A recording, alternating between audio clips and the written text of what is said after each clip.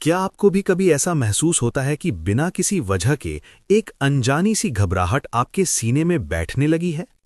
क्या बहुत छोटी छोटी बातें आपको घंटों चिंता के भंवर में डाल देती हैं? कभी कभी ऐसा लगता है जैसे डर ने एक अदृश्य जाल बुन दिया है और आपकी जिंदगी उसमें उलझ कर रह गई है। अगर आप आज ही महसूस कर रहे हैं तो रुकिए, खुद को दोष मत दीजिए। आज हम बहुत शांति से बात करेंगे कि इस मानसिक शोर को कैसे कम किया जाए और कैसे खुद को एक शांत इंसान बनाया जाए। ये कोई रटा रटाया भाषण नहीं है, बल्कि एक यात्रा है उन गहराइयों की जहां बुद्ध के विचार और मनोविज्ञान मिलकर आपकी सोच को एक नई रोशनी देंगे। कभी आपने रात के उस गहरे सन्नाटे को महसूस किया है जब पूरी कायनात सो रही होती है, लेकिन आपके भीतर एक ऐसा युद्ध चल रहा होता है जिसका कोई अंत नहीं दिखता? आने वाले कल की चिंता, पुरानी गलतियों का पछतावा, लोगों के फैसले का डर, क्या होगा अगर सब बिखर गया? ये ख्याल जब जकड़ते हैं तो धड़कनें बेकाबू होने लगती हैं, सांसें भारी हो जाती हैं और ऐसा लगता है जैसे दम घुट रहा हो। हम अक्सर खुद से पूछते हैं, क्या मैं कभी इस घुटन से आज़ाद हो पाऊंगा? यहीं पर बुद्ध की वो करुणा भरी सीख काम आती है। बुद्ध कहते थे कि हमारा मन ही सब कुछ है, हम जैसा सोचते हैं वैसे ही बन जाते हैं। उन्होंने सिखाया कि डर कहीं बाहर से नहीं आता, ये हमारे अपने ही विचारों की परछाई है। जैसे अंधेरे में एक रस्सी सांप नजर आने लगती है और हम डर कर भागने लगते हैं, वैसे ही हमारा मन अधूरी जानकारी और कल्पनाओं से डर के सांप पाल लेता है। जब आप ज्ञान का दीपक जलाकर करीब जाकर देखते हैं तो पता चलता है कि वहां तो सिर्फ एक साधारण सी रस्सी थी। आपका डर भी वैसा ही है, एक मानसिक भ्रम जिसे आपने सच मान लिया है। क्या आपको भी लगता है कि जिंदगी रेत की तरह हाथों से फिसल रही है? आप बहुत कुछ करना चाहते हैं, ऊंचाइयों को छूना चाहते हैं, लेकिन डर ने आपके पैरों में बेड़ियां डाल रखी हैं। आप दुनिया को दिखाते हैं कि आप बहुत मजबूत हैं, पर भीतर ही भीतर आप एक एक तिनका जोड़कर खुद को थामे हुए हैं। बुद्ध ने एक बार कहा था, शांति आपके भीतर से आती है, इसे बाहर मत तलाशो।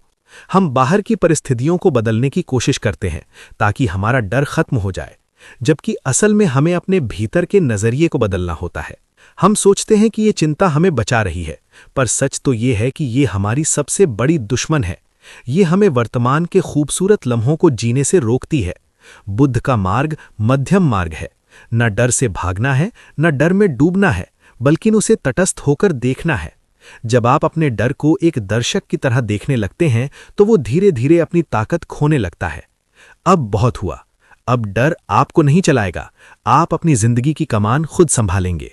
रात के 3 बजे जब नींद उड़ जाए तो उन डरावने ख्यालों से लड़िए मत, बस गहरी सांस लीजिए और बुद्ध की उस मुस्कान को याद कीजिए जो हर तूफान में शांत रहती थी।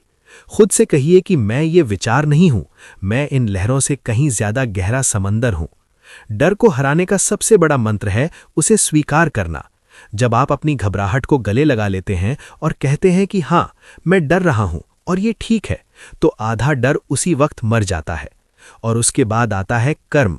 बुद्ध ने हमेशा सही कर्म पर जोर दिया। डर का सबसे अच्छा इलाज है एक्शन लेना। जिस काम से डर लगता है उसे छोटे छोटे टुकड़ों में बांटकर आज ही शुरू कर दीजिए। जब आप चलते हैं तो रास्ता अपने आप बनता जाता है। खुद को बेहतर बनाना एक धीमी प्रक्रिया है।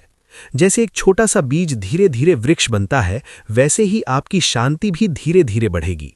हर दिन खुद के साथ थोड़ा समय बिताएं, थोड़ा ध्यान करें और अपनी आत्मा की आवाज सुनें। आपकी हिम्मत आपके किसी भी डर से, आपकी किसी भी चिंता से कहीं ज्यादा महान है। तो मेरे दोस्त, क्या आप तैयार हैं उस डर की रस्सी को छोड़कर बुद्ध जैसी शांति की ओर कदम बढ़ाने के लिए? अपनी आंखों को मूंदें, एक गहरी आंस लें और महसूस करें कि आप सुरक्षित हैं, समर्थ हैं और आज से ही एक नई शुरुआत करने के लिए आज़ाद हैं।